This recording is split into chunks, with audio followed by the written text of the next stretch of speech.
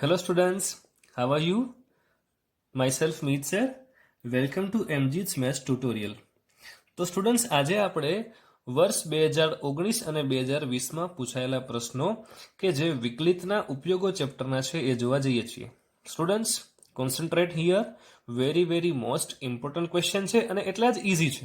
તો ચાલો જોઈએ. સૌથી પહેલા આપણે JEE મેઇન 2020માં પૂછાઈ ગયેલો ક્વેશ્ચન. ક્વેશ્ચન છે f of x is equal to x cube minus 4x square plus 8x plus 11 માટે મધ્યકમાન પ્રમેય. સ્ટુડન્ટ્સ અહીંયા પ્રશ્નમાં મધ્યકમાન પ્રમેયની બદલે લાંગરેંજનું પ્રમેય આવો શબ્દ વાપરવામાં આવેલો. લાગુ પાડી શકાય તો c ની કિંમત શોધો. સ્ટુડન્ટ્સ એકદમ ઇઝી ક્વેશ્ચન છે. આપણે આગલો ક્વેશ્ચન જોઈ ગયા છીએ. રોલના પ્રમેય અને મધ્યકમાન પ્રમેયની અંદર તમને જે દાખલા કરાવ્યા એમાંના જ દાખલા છે. ચાલો સૌથી પહેલા આપણને વિધેય f of x આપેલું છે. એ કયા અંતરાલમાં આપેલું છે? x belongs to 0 to 1. અહીંયા આગળ આપણે સૌથી પહેલા f dash x ની કિંમત શોધીએ. f dash x ની વેલ્યુ મળે છે 3x square minus 8x plus 8. હવે હું f dash c ની વેલ્યુ શોધું તો શું થશે? 3c square minus 8c plus 8. આપણને ખબર છે સ્ટુડન્ટ્સ કે લાંગરેંજનું પ્રમેય કે મધ્યકમાન પ્રમેય એની કન્ડિશન શું છે કે f dash c is equal to f of b minus f of a છેદમાં b minus a. આપણી પાસે f dash c ની વેલ્યુ અહીંયા આપેલી છે. f of 1 ની કિંમત આપણે શોધી શકીએ. વિધેયમાં જ્યાં આપણે x દેખાય ત્યાં x ની જગ્યા પર 1 મૂકીએ એટલે આન્સર મળે તે. પછી f of 0 ની કિંમત પણ આપણે આ રીતે શોધી શકીએ. જ્યાં બી આપણને ફંક્શનમાં x દેખાય ત્યાં આપણે 0 મૂકી દેવાના. એ રીતે છેદમાં 1 minus 0 એનો આન્સર તો આપણે ડાયરેક્ટ બોલી શકીએ છીએ. સ્ટુડન્ટ્સ અહીંયા થશે 16 minus 11 છેદમાં 1 minus 0 એટલે કે એ તો 1 જ થવાનું છે. 16 minus 11 નો આન્સર આવશે 5. એને આપણે આ બાજુ મોકલીએ એટલે થશે 3c square minus 8c plus 3. હવે સ્ટુડન્ટ્સ આપણે આના બરાબર 0 છે મતલબ આમને ઉકેલવું પડશે અને આપણે c ની કિંમત શોધવી પડશે. તો આમને ઉકેલવા માટે 3 ગુણ્યા 3 9ના એવા ભાગ પાડો કે આન્સર -8 આવે, જે ડાયરેક્ટ શક્ય નથી. મતલબ કે આપણે વિવેચકનો ઉપયોગ કરવો પડશે. d is equal to b square minus 4ac ના સૂત્રથી આપણને d ની વેલ્યુ મળે છે 28, જે ગ્રેટર ધેન 0 છે. મતલબ કે d is greater than 0. d greater than 0 હશે તો આપણને એના બે બીજ મળશે. એક હશે આલ્ફા અને બીજું હશે બીટા. મતલબ કે તમને c ની અહીંયા આગળ બે કિંમત મળતી હશે. તો સ્ટુડન્ટ્સ આપણે એવું કહી શકીએ કે c is equal to beta alpha is equal to -b plus or minus √d છેદમાં 2a. સૂત્ર તમને ખબર છે સ્ટુડન્ટ્સ, આપણે આ સૂત્રનો ઉપયોગ કરીએ છીએ -b plus or minus √d upon 2a. તો જેનો આન્સર મને મળે છે students 8 plus or minus 2√7 upon 2 into 3 એટલે કે 6. પણ સ્ટુડન્ટ્સ અહીંયા એ વાતનું ધ્યાન રાખવું જરૂરી છે કે તમને આન્સર મળ્યા બે, જેમાંનો એક જ આન્સર એવો છે કે જે અંતરાલ 0 થી 1 ની વચ્ચે આવશે. અહીંયા તમે જોઈ શકો સ્ટુડન્ટ્સ કે તમને આન્સર શું મળશે, આમાંથી 2 કોમન આવશે અને કેન્સલ થશે. એટલે એક c ની વેલ્યુ એવી મળે છે 4 પ્લસ √7 upon 3. બીજી c ની વેલ્યુ એવી મળે છે 4 માઇનસ √7 upon 3. પરંતુ આપણો અંતરાલ 0 થી 1 નો છે એટલા માટે આ એક જ વેલ્યુ એના પર લાઈ કરશે. સ્ટુડન્ટ્સ અહીંયા ઓપ્શનમાં કન્ફ્યુઝ કરવા માટે તમને એવો પણ ઓપ્શન આપેલો હતો 4 પ્લસ √7 upon 3. પરંતુ આપણો રાઈટ આન્સર થશે 4 માઇનસ √7 upon 3. નેક્સ્ટ ક્વેશ્ચન જોઈએ સ્ટુડન્ટ્સ. JEE મેઇન એક્ઝામ 2020માં પૂછાઈ ગયેલો સવાલ છે. ક્વેશ્ચન છે વિધેય f of x A f of -7 to 0 એટલે આ આપણો પ્રદેશ થયો થી r પર વ્યાખ્યાયિત છે. એમાં સતત અને -7 થી 0 પર વિકલનીય હોય તો, અને f of -7 is equal to આપણને આપી દે છે -3 અને f dash x is less than or equal to 2. x belongs to -7 0 તો વિધેય f માટે f of -1 plus f of 0 માટેનો અંતરાલ શોધો. સ્ટુડન્ટ્સ વેરી મોસ્ટ ઇમ્પોર્ટન્ટ ક્વેશ્ચનને સમજવો અહીંયા જરૂરી છે. તમે જોઈ શકો છો કે આપણને અંતરાલ ઇનપુટ વેલ્યુ આપવામાં આવી છે -7 થી 0 વચ્ચેની. એટલે કે આ ઇનપુટ વેલ્યુ પર હું આપણું વિધેય વિકલનીય અને સતત છે તેવું કહી શકું. બીજી કિંમત આપણને આપેલી છે f of -7 is equal to -3 અને આપણને એવું પણ કહેવામાં આવેલું છે f dash x is less than or equal to 2. આ કન્ડિશન પણ એટલી જ ઇમ્પોર્ટન્ટ છે. તો વિધેય f માટે f of -1 plus f of 0 શોધો. આપણી પાસે f of -1 નથી સ્ટુડન્ટ્સ, તો આપણે એ કઈ રીતે લાવીએ છીએ એ જોઈએ. અહીંયા આગળ મધ્યકમાન પ્રમેયનો ઉપયોગ હું 2 વખત કરી અને એ લાવવાનો પ્રયત્ન કરીશ. મતલબ કે પહેલા હું કરીશ -7 થી 0 વચ્ચે, બીજા માટે હું ચેક કરીશ -7 થી -1 માટે. શા માટે સ્ટુડન્ટ્સ? મારે અહીંયા આગળ f(-1) પણ લાવવાના છે એટલા માટે. તો મધ્યકમાન પ્રમેય આપણે -7 થી 0 વચ્ચે લગાડીએ તો આપણને શું મળશે? f(0) minus f(-7) upon 0 - -7. આ કેવો છે? Less than or equal to 2. આપણને અહીંયા આગળ કહેવામાં આવ્યું છે કે f(x) is less than or equal to 2 છે.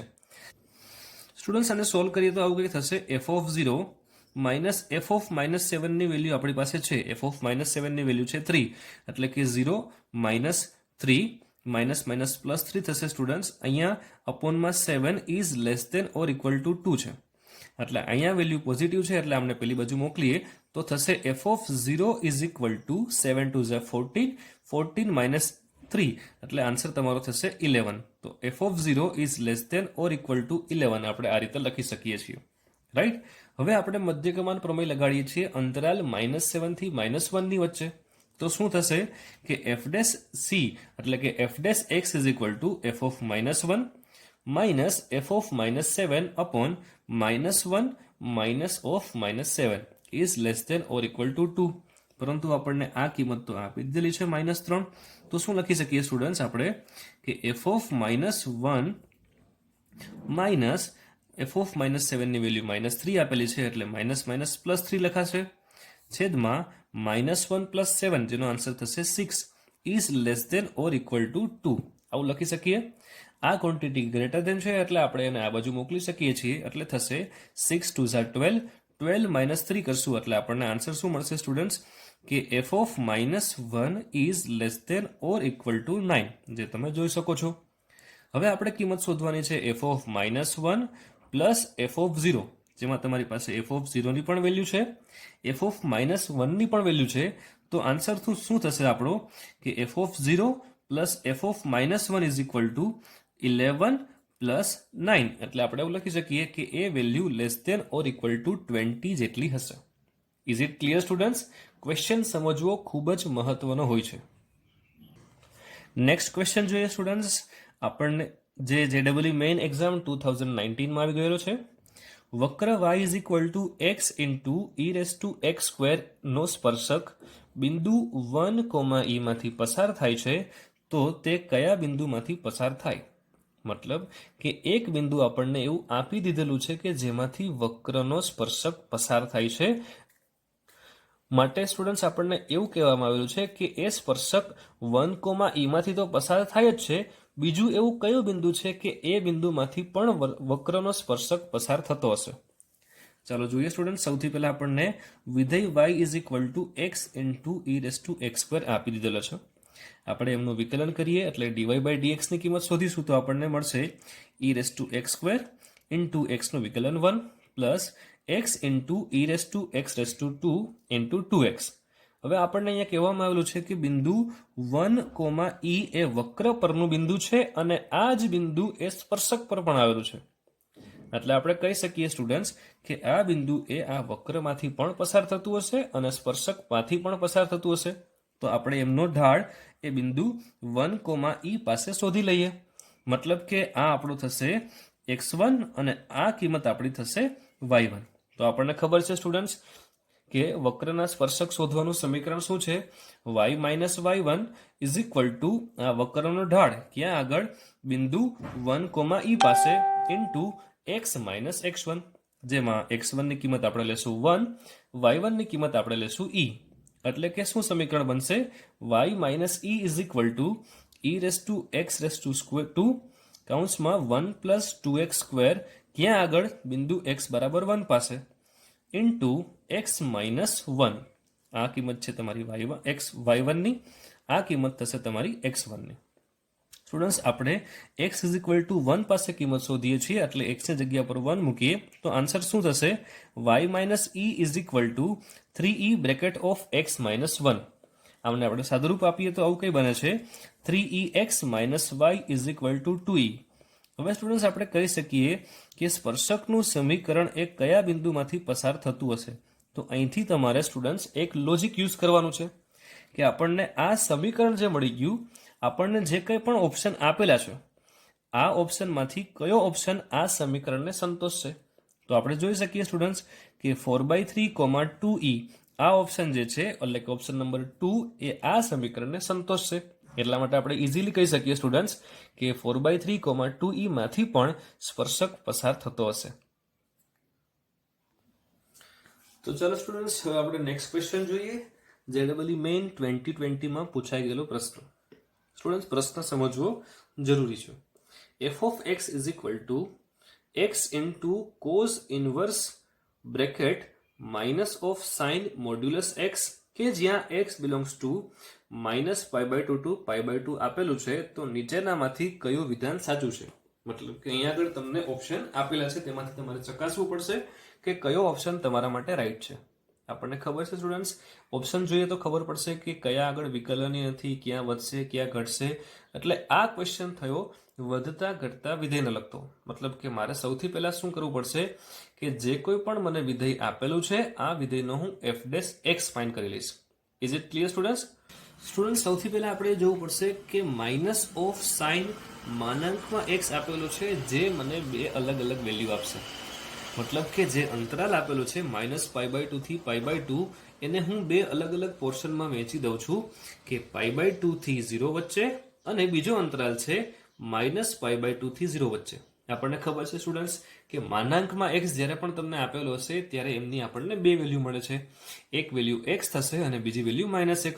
તો અહીંયા પણ એ જ રીતે તો જોવું પડશે આગળ કયું વિધેય આપણને આપેલું છે sin x. તો આપણને ખબર છે સ્ટુડન્ટ્સ કે જ્યારે પ્રથમ ચરણની વાત કરશું ત્યારે sin x તો ધન રહેવાનો. મતલબ કે જ્યારે પણ હું x ની વેલ્યુ 0 થી π/2 વચ્ચે લઈશ ત્યારે માનાંકમાં જે x છે એ એઝ ઇટ ઇઝ એટલે કે પોઝિટિવ સાથે બહાર નીકળશે. મતલબ ત્યારે મારું વિધેય શું થશે? f of x is equal to x into cos inverse minus of sin x. તમે જોઈ શકો છો અહીંયા x એઝ ઇટ ઇઝ બહાર આવ્યો. ઓકે સ્ટુડન્ટ્સ, હવે આપણે જોઈએ કે cos ઇનવર્સ માઇનસ એક્સ જ્યારે પણ તમને આવું આપેલું હોય કે cos ઇનવર્સ માઇનસ એક્સ, ત્યારે આપણે શું લખીએ છીએ સ્ટુડન્ટ્સ કે x તો as it is pi minus cos inverse x. આ તમારો x છે અત્યારે. હવે આ cos ઇનવર્સ એક્સ ને મારે એવા ફોર્મમાં લેવું પડે કે જેથી અહીંયા સાઇન છે તો અહીંયા પણ આગળ સાઇન ઇનવર્સ આવી જાય. મતલબ કે x as it is pi minus π/2 minus sine inverse of sine x. આપણને ખબર છે સ્ટુડન્ટ્સ, આપણે એક પ્રોપર્ટી જોઈ ગયા છીએ કે sine inverse x plus cos inverse x is equal to π/2 થાય.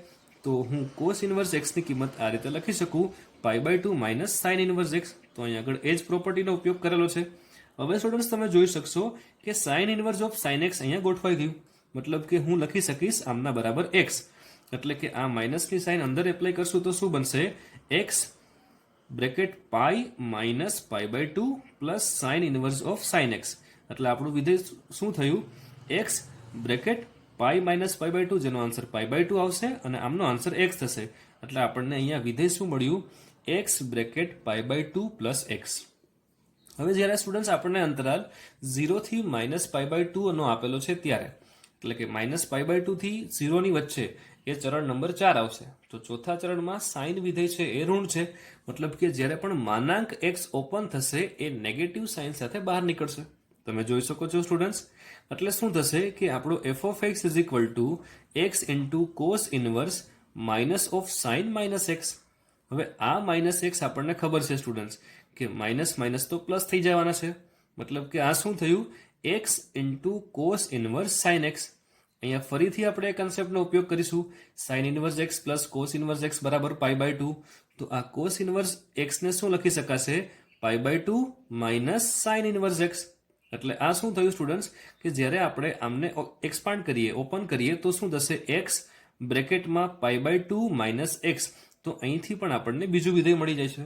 હવે સ્ટુડન્ટ્સ આપણે આમનું વિકલન કરવાના છીએ. તમે જોઈ શકો છો સ્ટુડન્ટ્સ કે મને 0 થી π/2 ની વેલ્યુ વચ્ચે જે વિધેય મળે છે તે આ છે અને -π/2 થી 0 વચ્ચે જે વિધેય મળે છે તે આ છે. તમે જોઈ શકો છો સ્ટુડન્ટ્સ. હવે આ વિધેયનું હું એક વખત વિકલન કરું છું એટલે મને f' શું મળશે? π/2 પ્લસ 2x. ક્યારે?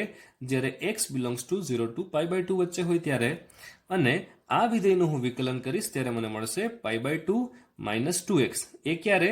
કે જ્યારે x બિલોંગ્સ ટુ -π/2 થી 0 વચ્ચે હશે ત્યારે. આપણને ખબર છે સ્ટુડન્ટ્સ કે મારે ઓપ્શનમાં વધતા ઘટતા એવા કઈ પ્રકારના શબ્દો યુઝ થયા છે, મતલબ કે હું આ વિધેયનું એક વખત વિકલન કરી અને પછી જો દ્વિતીય વિકલિત કસોટીનો ઉપયોગ કરું, મતલબ કે f'(x) શોધી લઉં અને જો એ ગ્રેટર ધેન કે લેસ ધેન મળશે, આના આધારે પણ હું કહી શકીશ કે કઈ રીતે આપણું વિધેય વધતું અથવા તો ઘટતું છે તે કહી શકાય. Right students? તો ચાલો જોઈએ. તો સ્ટુડન્ટ્સ હવે આ દાખલાનો ટર્નિંગ પોઈન્ટ સ્ટાર્ટ થાય છે. શું છે ટર્નિંગ પોઈન્ટ તે જોઈએ. આપણે જોઈ શકીએ છીએ કે f'(x) ની વેલ્યુ આપણને મળી 2. ક્યારે? કે જ્યારે x બિલોંગ્સ ટુ 0 to π/2 હશે ત્યારે. અને f'(x) ની વેલ્યુ મને મળી -2. ક્યારે? કે જ્યારે x બિલોંગ્સ ટુ -π/2 થી 0 વચ્ચે હશે ત્યારે. અહીંયા આગળ આ આન્સર જોઈને તમે કન્ફ્યુઝ થશો. આપણને ખબર છે કે દ્વિતીય વિકલિત કસોટી કરવાથી એટલે કે f'(x) ઇઝ ગ્રેટર ધેન 0 આવશે તો આપણે કહીએ કે આ ન્યૂનતમ વિધેય છે અથવા તો ઘટતું વિધેય છે એવું કહી શકીએ. કયું વિધેય ઘટતું વિધેય છે? f(x). પણ સ્ટુડન્ટ્સ અહીંયા ક્વેશ્ચનની અંદર તમને જે પ્રશ્ન પૂછવામાં આવેલો છે એ પ્રશ્ન એવો છે કે f'(x) પરથી તમારે f'(x) નો આન્સર કહેવાનો છે. મતલબ કે તમે જોઈ શકો છો સ્ટુડન્ટ્સ, ઓપ્શન નંબર 3 છે, ઓપ્શન નંબર 2 છે, આ બંનેમાં આપણને આપવામાં આવેલું છે કે f'(x) એ -π/2 થી 0 માં ઘટશે અને f'(x) એ 0 થી π/2 માં વધશે. મતલબ કે આ વિધેય આપણા માટે ઓરિજિનલ વિધેય થઈ ગયું છે. મતલબ કે આ વિધેય ઓરિજિનલ વિધેય છે, એનું આપણે આ પ્રથમ વખત વિકલન કર્યું એવું માનીએ તો શું કહી શકીએ સ્ટુડન્ટ્સ કે આપણું વિધેય 0 થી π/2 ની વચ્ચે એ વધતું વિધેય થશે અને -π/2 થી 0 વચ્ચે ઘટતું વિધેય થશે. મતલબ કે તમારો ઓપ્શન નંબર 3 એ રાઈટ થશે. અહીંયા આગળ સ્ટુડન્ટ્સ નોંધ કરવી જરૂરી છે, f(x) નો આન્સર તમને પૂછવામાં આવેલો નથી, તમને પૂછેલો છે f'(x). એટલે કે તમારે વિધેય આ છે એવું ધ્યાનમાં રાખવું પડશે. Is it clear students? Next question જોઈએ સ્ટુડન્ટ્સ. JEE મેઇન 2019 ની અંદર પૂછાઈ ગયેલો સવાલ. f(x) is equal to 3 cos θ plus 5 sin -π/6 ના મહત્તમ મૂલ્ય માટે થીટાનું મૂલ્ય શોધો. સ્ટુડન્ટ ક્વેશ્ચન એકદમ સરળ છે. ચલો જોઈએ કે આપણને વિધેય આ પ્રકારે આપેલું છે. તો અહીંયા આપણને ખબર છે સ્ટુડન્ટ, sin બ્રેકેટમાં a - b ના ફોર્મ્યુલા તમને ખબર છે. sin a - b નું ફોર્મ્યુલા શું થશે કે 3 cos θ plus sin alpha into cos beta minus sin beta into cos alpha. આ રીતે લખી શકીએ. આપણને ખબર છે સ્ટુડન્ટ્સ cos π/6 ની કિંમત અને sin π/6 ની કિંમત, એ કિંમત આપણે મૂકીએ તો શું મળશે? 3 cos θ plus 5 into √3/2 sin θ minus 5 into 1/2 cos θ. તો અહીંથી જોઈ શકીએ સ્ટુડન્ટ્સ કે આપણને શું કોમન મળે છે. અહીંથી આપણને કોમન મળી શકે છે cos θ અને આ cos θ. તો cos θ કોમન લઈએ તો શું થશે? 3 - 5/2, અહીંયા આગળ cos θ as it is, plus 5 into √3/2 sin θ, જેને આપણે આ રીતે લખી શકીએ 1/2 cos θ પ્લસ 5 √3/2 sin θ. હવે સ્ટુડન્ટ્સ આપણને ખ્યાલ છે કે જ્યારે કોઈ પણ વિધેય આપણને આ રીતે આપેલું છે, for example a sin θ plus b cos θ સ્વરૂપે આપણને આપેલું છે, તો આપણને આમની મહત્તમ કિંમત અને ન્યૂનતમ કિંમત કઈ રીતે શોધાય તે શીખી ગયા છીએ ત્રિકોણમિતિય ચેપ્ટરની અંદર. મહત્તમ વિધેયની કિંમત મને કઈ રીતે મળશે કે હું શું લખીશ? √a² plus b². આ મને મહત્તમ કિંમત મળી. આમની જો ન્યૂનતમ કિંમત શોધવાની હશે તો અહીંયા આગળ માઇનસ આવી જશે. એટલો જ ફરક. આપણને પ્રશ્નમાં પૂછવામાં આવેલું છે કે એમની મહત્તમ કિંમત શોધો, એટલે કે મેક્સિમમ થીટા શોધવાનો છે. તો શું કરશું? અહીંયા આપણા માટે આ વેલ્યુ એ નું કામ કરશે અને આ વેલ્યુ એ બી નું કામ કરશે. મતલબ કે શું લખશું સ્ટુડન્ટ્સ આપણે કે વર્ગમૂળની અંદર a² પ્લસ b², જેનો આન્સર થશે √76/4, જેને લખી શકાશે √19. મતલબ કે તમારો ઓપ્શન નંબર 1 એ કરેક્ટ આન્સર થશે. Is it clear students?